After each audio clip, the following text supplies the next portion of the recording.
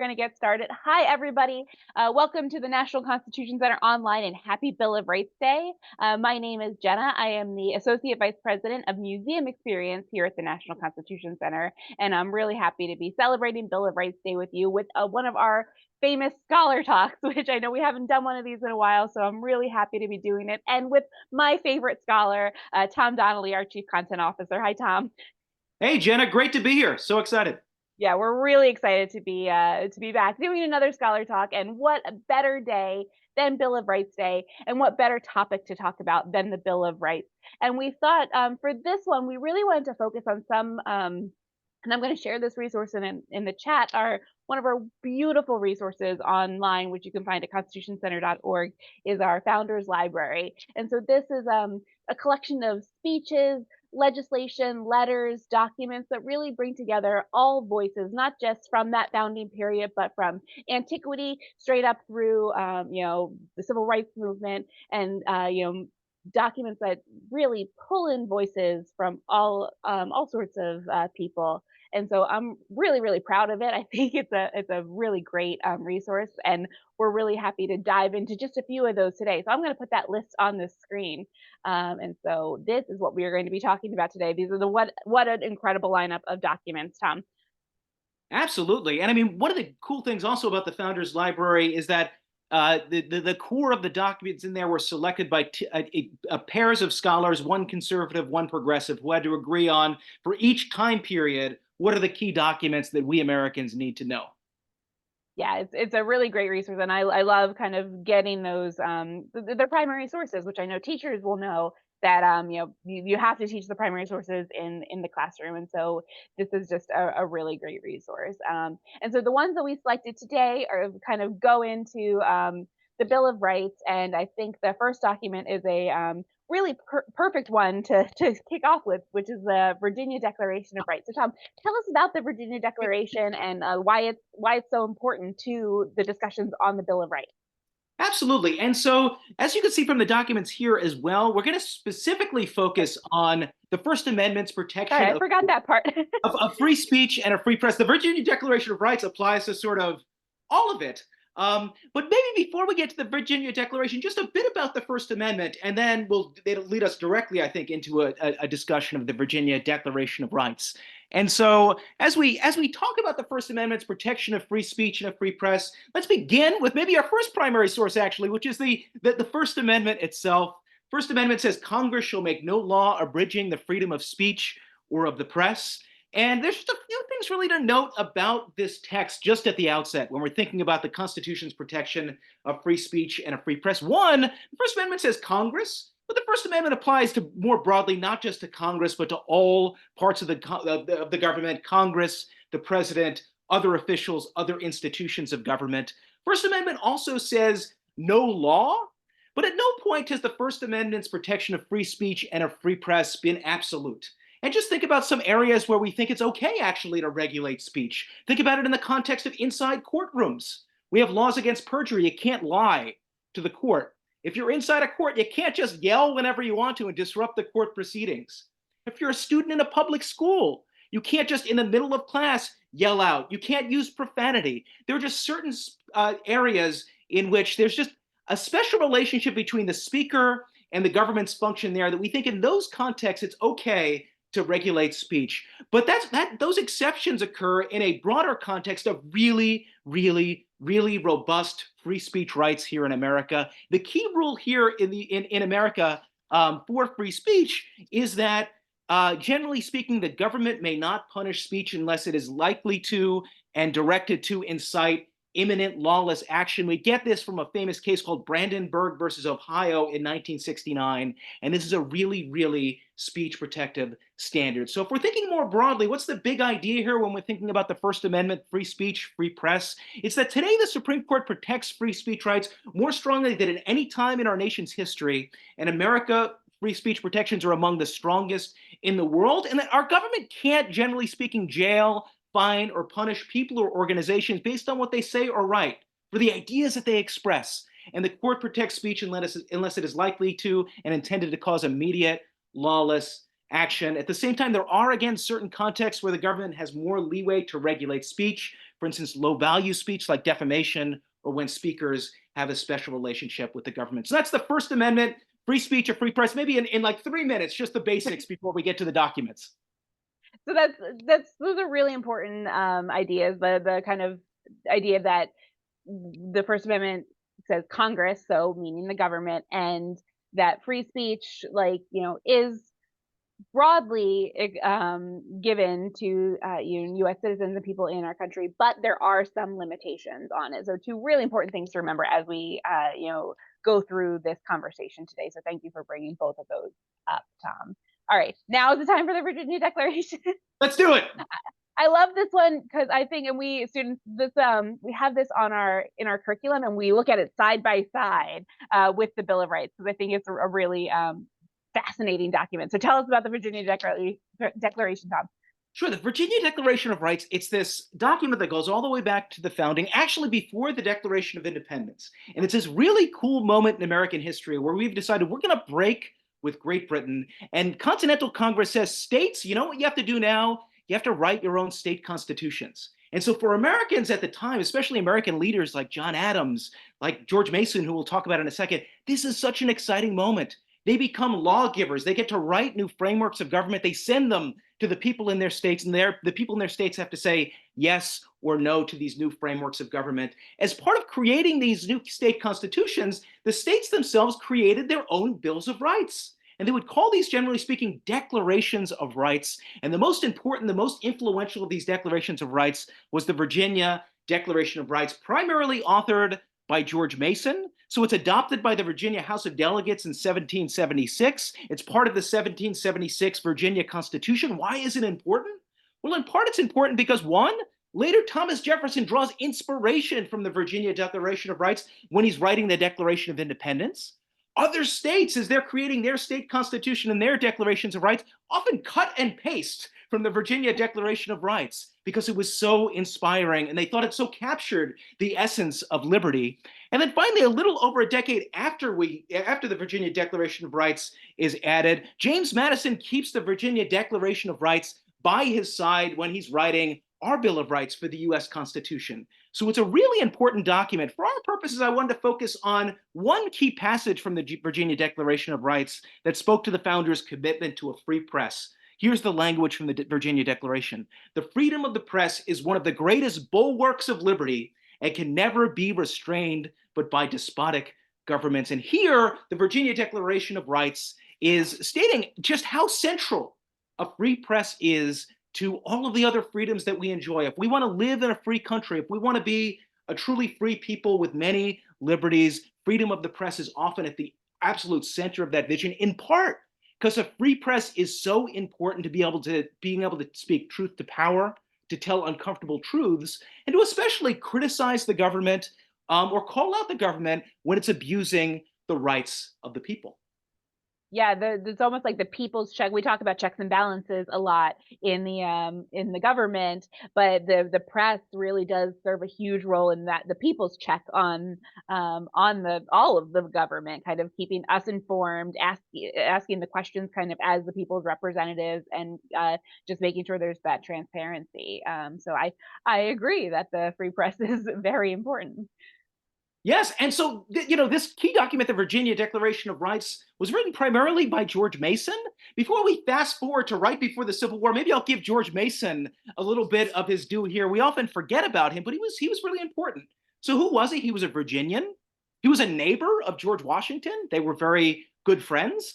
As I've already mentioned, he was the primary author of the Virginia Declaration of Rights. Virginia would later nominate him to be a delegate for Virginia at the Constitutional Convention. And Mason himself was a really active participant at the convention. He was really active in the debates, spoke more than almost any other delegate during the course of the convention. He won on some big battles, he lost on others. One of his biggest losses at the Constitutional Convention was also one of the most important, which was that he was the #1 advocate at the Constitutional Convention for a Bill of Rights. And one thing we need to remember is that the Bill of Rights was not part of the original Constitution that was written and signed in Philadelphia on September 17th, 1787. And what we see is that George Mason, towards the end of the convention, the founders are putting their finishing touches on the Constitution, and George stands up and he says, "Friends, where's the Bill of Rights? Where is the Bill of Rights? We need what we've learned from our state constitutions is we need a Bill of Rights. We need a Declaration of Rights as part of this Constitution. He said it would, I love this quote, it would, quote, give great quiet to the people. That the people, if they see a constitution that has no Declaration of Rights, they may become skeptical, especially because we're creating a national government that's way more powerful than the government that came before. But George Mason says this. He said, I'm the Bill of Rights guy. I wrote the Declaration of Rights. I wrote the Virginia Declaration of Rights. You love that. You copy and pasted from that. Give me a few hours, a few days, I could write our own National Declaration of Rights, our own Bill of Rights, and our Constitution will be all the better for it. And you could sort of hear the delegates in the room probably let out a collective Big groan. groan, right? Exactly, because they've been, they thought they did a good job. They created 3 branches of government. They've been debating for months and months. It's hot, it's smelly. They want to go home. They want to see their families. And so they tell George Mason, no, no, no. They say no. On September 17th, 1787, the convention delegates sign the new Constitution, but George Mason doesn't. He decides not to sign the Constitution in the end, in part because it didn't have a Bill of Rights. He was joined by Elbridge Gerry of Massachusetts and Edmund Randolph, his fellow Virginian, and George Mason and his active dissent would help inspire many anti-federalists, those who would oppose the Constitution after the convention. One of the key reasons they had, because there were so few rights protections in the Constitution, there was no Bill of Rights, and the national government, in their view, had too much power. The other thing, though, is that his active dissent would then later inspire, eventually, James Madison and the First Congress to add a Constitution. Yeah, it's one of A Bill of Rights to the Constitution. Yes. well, I mean, because yeah, like from Mason's point of view, it's like he already had the work done. It's like you said, we can copy and paste, but the other delegates probably like it had been so long and so hard, and they really like they circled the drain a lot on a lot of different things, revisiting conversations. So they were all like, no, no, no, this is not going to be a few hours. It could take us days to debate a comma. What do you mean we can get a Right. Bill of Rights done? And they thought he was crazy, but at the same time, he proved prescient because it He did was bother people. It yeah, did. he wasn't wrong. Like this Yeah, was like yeah, so you kind of see both sides. It's a shame. September in Philadelphia is beautiful. They probably like the weather was probably just about to break. They probably could have had a couple more weeks. exactly. But I think that it's important that they Mason then did choose to dissent because it wasn't included. He wasn't the only dissenter, and we know now like that dissent is a very American thing to do. And so the fact that you saw that right there at the Constitutional Convention, these 3 men who did not sign and they chose to like take a stand and dissent, really kind of set a nice tradition that we see throughout the rest of the documents we're going to talk about. So I think that's a really nice segue to Frederick Douglass and the plea for free speech in Boston. It is literally one of my favorite speeches. I'll try to resist spending a half hour just talking about Frederick Douglass and this speech, but it's so powerful. It's so inspiring. And I mean, one thing that I think is important to keep in mind. So it's 1860. We're on the brink of the Civil War. And one thing to remember is that free speech is absolutely central to the push to end slavery in America. And so today, we think of the abolitionists, the people who fought against slavery. They're the good guys. They're the heroes. But prior to the Civil War, many Americans, not just Southerners, but also Northerners, they thought they were troublemakers. They thought the abolitionists were rabble rousers. They were extremely unpopular. The thought being that your speech, the speech that you have out there, the writing that you have out there attacking slavery, it sows discord in our country. It makes Americans fight one another. It's eventually going to maybe lead to African Americans deciding to fight for their own freedom, which was seen as very dangerous by many white Americans in pre-Civil War America. And there's a danger that this speech is going to end up sowing civil war. And so the thought here is, we really, for most Americans, abolitionists cool down. And we hear this so many times in American history. If we think of even ahead, Martin Luther King Jr.'s letter in a Birmingham jail, part of what he's talking about there, it's the same sort of thing. It's always the people pushing for reform who we look back on as heroes are often seen as rabble rousers in their own time. And so we see efforts, especially throughout the South, efforts to pass laws that restricted abolitionist speech, abolitionist writings, abolitionist meetings. Why? Because that speech is seen as dangerous for all of the reasons that I've already said. At the Well, and same it's so time, important to remember that, like, the reason we have that free speech protection is not to protect the status quo that doesn't need to be protected. Like, it is the challenges and in some cases, unpopular opinions is like why this free speech protections exist in the first place. It's absolutely essential. Sometimes the speech, it actually is. It can dangerously destabilize America, in Frederick Douglass's view, for good reasons. And so we have these laws on the books that restrict abolitionist speech, but we also see a rise of political and community leaders often organizing mobs to suppress abolitionist meetings Mm, and expression, sometimes leading to violence or even death. And so the most famous example there is probably 1837, and it took place not in Alabama, not somewhere in the South, but it took place up in Illinois, in the land of Lincoln, 1837. Elijah Lovejoy, an abolitionist printer, is yeah. murdered by a mob in Illinois. And so we have mob violence throughout the West, throughout the South, riots in New York City and in Philadelphia. And here, what we see from Douglas's speech, we see similar riots in Boston. And that brings us to Frederick Douglass's plea for free speech in Boston. It's December 3rd, 1860. Douglass and a group of fellow abolitionists, they met in the Tremont Temple Baptist Church in Boston. They were going to hold a discussion around a really important question. The question was, how can slavery be abolished? This meeting is happening at a really perilous time in American history. Abraham Lincoln, just a month earlier, is elected as the nation's first anti-slavery president. We already see South Carolina saying we're going to secede from the Union. The fear is that other Southern states are going to follow. So how is this abolitionist meeting in Boston? This isn't Charleston. This is Boston, Massachusetts. Boston. And how is it going to be met? Well, the abolitionist meeting, it's greeted by a violent mob. A violent mob takes the stage, shuts down the meeting. But 6 days later, Frederick Douglass is still in Boston. He's slated to give a speech, and it's a lecture at Boston's Music Hall. And he following his prepared remarks, he ends with a speech, the one we're going to talk about here, that teaches his audience and the nation about the importance of free speech and the exchange of ideas in a democratic society. So first, Douglass in the speech, he notes his location. He's in Boston. And what he says is that nowhere more than in Boston have the principles of human freedom been expounded. So he's saying this is the birthplace of the American Yes. Revolution.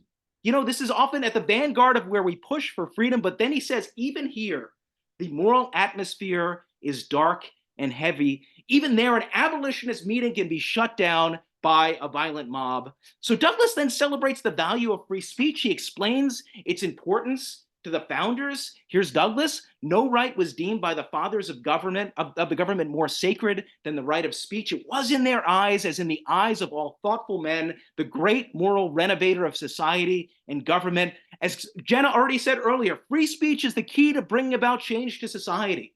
And from Douglass's perspective, the key change was speech is central to the fight against slavery. And so here's Douglass explaining why, in the end, it's so important. Free speech, it's essential to liberty. Here's what he said. Liberty is meaningless where the right to utter one's thoughts and opinions cease to exist. That of all rights is the dread of tyrants. It is the right which they first of all strike down. They know its power. Thrones, dominions, principalities, and powers founded in injustice and wrong are sure to tremble if men are allowed to reason of righteousness, temperance, and of judgment to come in their presence. So free speech is how those without power challenge those in power. It's what Jenna was saying. It's how those without political power, the political minorities, when they can freely utter their words, it's how they can spread new ideas and challenge the status quo. For Douglass, again, this is essential to ending slavery. So here's Douglass. Slavery cannot tolerate free speech. 5 years of its exercise would banish the auction block and break every chain in the South. So Douglass reminds his audience we must grant free speech rights even to the speech we hate, speech that we think is dangerous, speech like abolitionist speech in pre-Civil War America. Because free speech, it's not needed for those with power, for those with popular ideas. It's for speech that challenges you. So finally, free speech is important, and I love this point. It's actually picked up in the 20th century by a famous First Amendment theorist, Alexander Meiklejohn, who was a professor at Penn. But Douglass says here that finally, free speech is important not only for the speaker, but also for the audience. And so what Douglass is explaining here is that it's important that all ideas that an audience needs to hear, that they can circulate outside. And so it's not just about the speaker, it's about the audience. And here's Frederick Douglass. Equally clear is the right to hear. To suppress speech is a double wrong. It violates the rights of the hearer as well as those of the speaker. It is just as criminal to rob a man of his right to speak and hear as it would be to rob him of his money. In the end, Douglas ends on a note of optimism. He still believed that Boston would do the right thing, but he also said that we should not concede to the enemy. In Douglas's view, we must boldly defend free speech for everyone. And here's his final flourish. I have no doubt that Boston will vindicate this right, but in order to do so, there must be no concessions to the enemy. When a man is allowed to speak because he is rich and powerful, it aggravates the crime of denying the right to the poor and humble. The principle must rely upon its own proper basis. And until the right is accorded to the humblest as freely as to the most exalted citizen, the government of Boston is but an empty name and its freedom a mockery. A man's right to speak does not depend upon where he was born or upon his color. In the end, free speech, it's for everyone. Yeah, such powerful words from Douglas, and I love that point that the free speech is for everyone. And I think that it's so really powerful that these aren't just rights; these are tools that we have to argue, like, and fight for things that we believe in. Even people, even today, students who are under 18 and don't have that right to vote yet, you know, can still they still have free speech, and they can still argue their point and make those just like Douglas did when he was fighting for abolition. So I think that's really something that I would love any younger students to kind of walk away from. Use that free speech and all these tools in the First Amendment as as that tool for fighting for other rights and other reforms. Absolutely. And so, Frederick Douglass, he gives us some big ideas to think about, and we see them now we see them animated in the three Supreme Court opinions we'll tick through here at the end of our session together. The first one is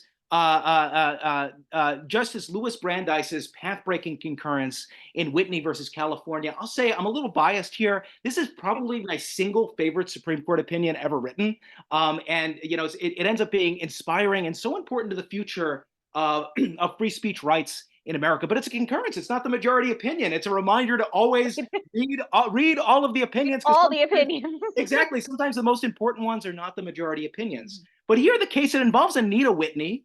She attends a meeting in Oakland to organize a branch of the Communist Party. The court decision itself is 1927, just to note the time period.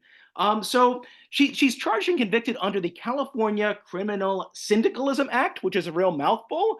But these are basically laws that were passed by states that were designed to go after speech, especially sort of organizations like the Communist Party that really advocated for radical political and economic change through violent means. And so these were laws passed by many different states. The Supreme Court in Whitney versus California actually upheld this law, and so upheld the conviction of Anita Whitney. But then Justice Louis Brandeis, in his powerful concurrence, advances a vision of robust free speech protection that would influence the Supreme Court, for decades to come. And for purpose of our class, I just want to tick through one particular passage there that I think is really inspiring and in a way encapsulates the entire theory of free speech that would influence the development of First Amendment law in America from 1927 up through today, almost a century later. So here's the passage.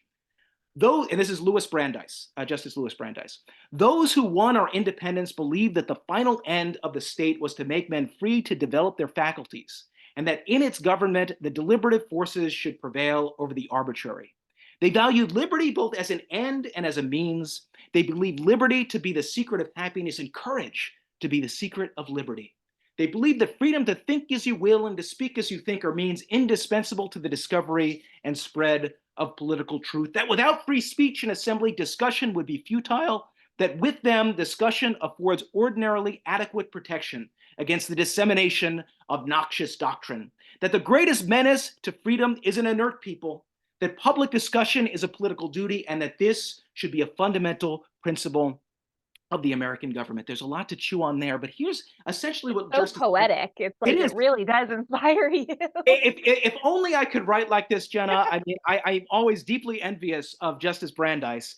And so Brandeis here, it's in his view, free speech allows the public discussion necessary for democracy to work. That's basically what he's saying here. And that a flourishing democracy, it requires free speech, free debate, public deliberation, and that in a democracy, all citizens have an equal right and responsibility to exercise their right to think as they will, and then also to exercise their free speech rights. Because the big idea here for Brandeis is that the best way to counteract bad speech, false speech, was more speech and better speech, not government censorship.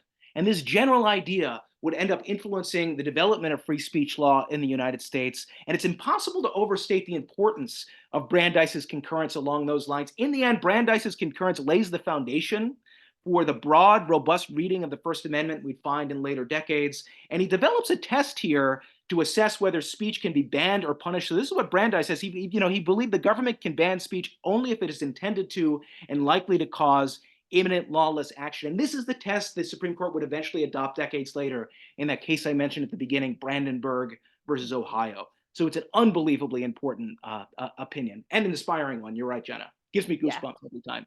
every time. Yeah, I mean, I think that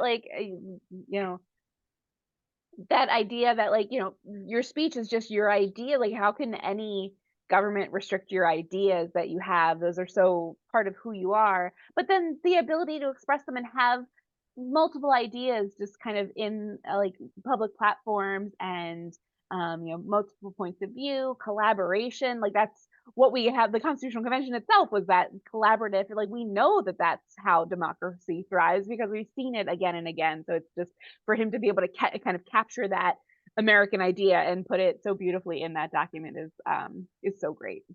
For All right, sure. we've got 5 minutes and two cases left. Exactly. No, and that is plenty of time to do to get a little taste of each. These are two cases where we can see many of the ideas that Brandeis advances ends up influencing how the court comes out in these cases. The first one is West Virginia versus Barnett. So now we're moving up to 1943 into the World War II era. And this is a landmark First Amendment case about that protected students from being required to salute the American flag or say the Pledge of Allegiance in public schools. So during World War II, with the West Virginia legislature, it requires all of its students to learn civics, which we very much support that, obviously, at the National Constitution Center, and also what they called the, quote, spirit of Americanism. And then in 1942, the state ordered all students to salute the flag at the beginning of the school day. The Barnett case involved Jehovah's Witnesses, which is a religious minority group who believed God's law to be superior to any man-made law, and so therefore they refused to salute the American flag. And the important context here is a few years earlier in 1940, the Supreme Court upheld a similar law in a case called Minersville School District versus Gobitis, also involving Jehovah's Witnesses. This was an 8-1 decision with only Harlan Fiske Stone dissenting. So it said there that no states can require a flag salute by the students at the beginning of a school day. But following Gobitis, there was a flurry of violence against Jehovah's Witnesses, and some of the Supreme Court justices decided to change their mind, which brings us to the Barnett case, which involved two children, Marie and Gaithy. They were 8 years old and 11 years old. So can you imagine the courage of these students standing by their religious convictions, doing the unpopular thing and not saluting the flag? In the end, their parents told them not to salute the flag. They refused to salute the flag or do the Pledge of Allegiance. How did the school respond? They expelled them, Marie and Gaithy, really for just following, listening to their parents and following their faith. And then on Flag Day in 1943, the court, in a 6-3 decision written by Justice Robert Jackson, another great writer on the Supreme Court, they issued an opinion overruling Gobitis and striking down the West Virginia requirement. Now, it's important that in Jackson's view, Gobitis wasn't wrong to see the flag as an important national symbol, but Jackson didn't think compulsion could bring about patriotism. And so here's how Jackson described his view and why it was important to welcome a diversity of views in America. He said, "We apply the limitations of the Constitution with no fear that freedom to be intellectually and spiritually diverse or even contrary will disintegrate the social organization." And he argued that patriotism flourished when ceremonies were, quote, voluntary and spontaneous instead of compulsory routine. And there are really two big quotes to remember from this case. One is about the Bill of Rights as a whole, and one is about the freedom of thought. Here's the first one about the Bill of Rights. This is, again, Justice Jackson. "The very purpose of the Bill of Rights was to withdraw certain subjects from the vicissitudes of political controversy, to place them beyond the reach of majorities and officials, and to establish them as legal principles to be applied by courts. This is a reminder that the Bill of Rights is there again for political minorities, and that it's important, therefore, for the courts, the independent courts, to be able to step in and sometimes oppose what the majority wants to do in the interests of the rights of the minority. And that's precisely what happens in the Barnett case. And the other key quote is one of the most famous ever written by a Supreme Court justice. It says, "If there is any fixed star in our constitutional constellation, it is that no official, high or petty, can prescribe what shall be orthodox in politics, nationalism, religion, or other matters of opinion, or force citizens to confess by word or act faith therein." It's one of the broadest expressions of the freedom of thought ever written by the Supreme Court. Yeah, it's so powerful, and I think again that I just keep going back to like you said, these were kids, even like the Gobitis kids and the Barnett kids, like and they didn't, again, they don't have the right to vote, they don't have a lot of power in general, but they still had those First Amendment freedoms, and so for like the Supreme Court to kind of recognize that, I think is so important. The other thing I find interesting about Barnett versus Gobitis, and correct me if I'm wrong on this, but because we just opened our First Amendment exhibit, which is fantastic here at the center, and we were putting together a student guide to help kind of lead people through the exhibit, and one of the cases we wanted to call out as an example of freedom of religion was Barnett, and I think it's so interesting that this was actually decided on freedom of speech, because it feels like it should be a freedom of religion case under the First Amendment, but it was versus the Gobitis case, which I believe was argued under the free speech or free freedom of religion protections. Is that am I right on that? Barnett. It ends up being a bit murky. And the thing to remember here, Jenna, and maybe this is a good thing to remind everyone, is that at this point in time in 1943, the court had actually done very little to protect Bill of Rights protections to that point. And Barnett ends up being this really important case that brings together different of the freedoms under the First Amendment to end up protecting really a broad freedom of thought. So it really is, what's so powerful about Barnett is what you're saying. It does have elements of free exercise, but also elements of not only the freedom of speech, but the freedom not to speak effectively. Yeah, exactly. All right, one more case, and so we are at 1:30. But if you'll hang with us for if anybody wants to go, we understand. But we're gonna look at the Pentagon Papers case, which is officially called New York Times and Company versus the United States. But it wasn't just the Times, right? It was the Post too. It was, and yes, we're in overtime, so I will keep this brief. But this case covers speech at the core of the First Amendment's protection of free speech and a free press, which is political speech. And so, speech about topics of public concern, in particular, the case addresses the issue of what's known as prior restraints. So, this is just a fancy way of saying the government's trying to keep someone like a newspaper from publishing certain information. And there's a long constitutional tradition opposing prior restraint. So, generally speaking, the core rule under the First Amendment is no prior restraints. This rule is at the heart of what it means to have a free press. And it's also at the heart of why the founding generation wrote press protections into the First Amendment to begin with. It has echoes of that Virginia Declaration of Rights that we read, that key passage at the beginning here. And so what happens in this case is that the New York Times and the Washington Post both gain access to the so-called Pentagon Papers, which were really a classified Defense Department study that examined the history of U.S. involvement in the Vietnam War. It involves someone named Daniel Ellsberg, who worked for the Rand Corporation. He knew about the report, and extraordinarily, he actually photographed all 4,000 plus pages of it. So you had to actually sit there and photograph it. He sent this information Before smartphones too. before smartphones. I mean, I don't even know how he pulled that off, but it's really kind of amazing. And Ellsberg sends the report to a New York Times reporter. The New York Times begins to publish it, and the Nixon administration says, "Wait a minute, stop the presses." And so they try to block the newspapers from publishing the Pentagon Papers. Their argument is that the publication of them is going to damage national security. And so it's a really big conflict between this idea of no prior restraints and the government claiming a national security rationale for stopping the presses. And so the key And we've question seen this before in First Amendment cases, right? The kind of like Schenck and the government kind of stepping in and claiming security as like the reason for restricting speech. Absolutely, absolutely. It happens in wartime all the time. It's one of the great debates is how you strike that balance correctly. And so the key question here is, did the Nixon administration's effort to shut down the presses, did it violate the First Amendment? The Supreme Court says yes.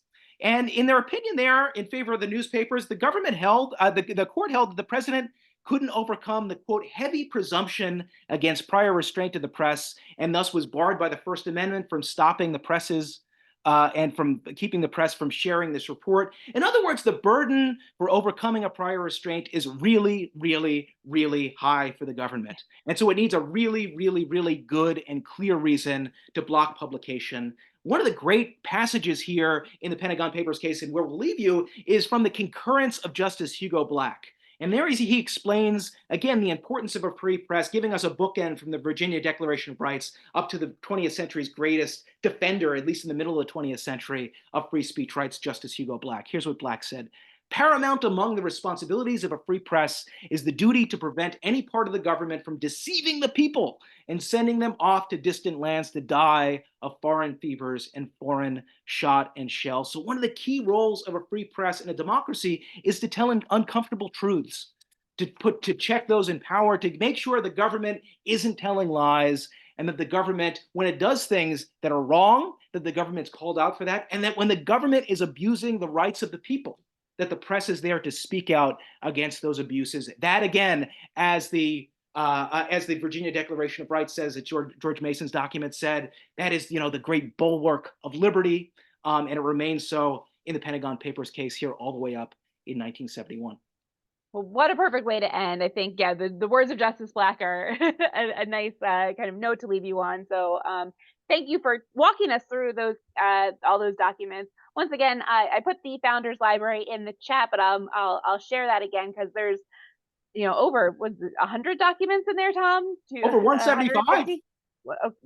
And so it's definitely a really, really rich resource that I think everyone will enjoy. So there's that link again.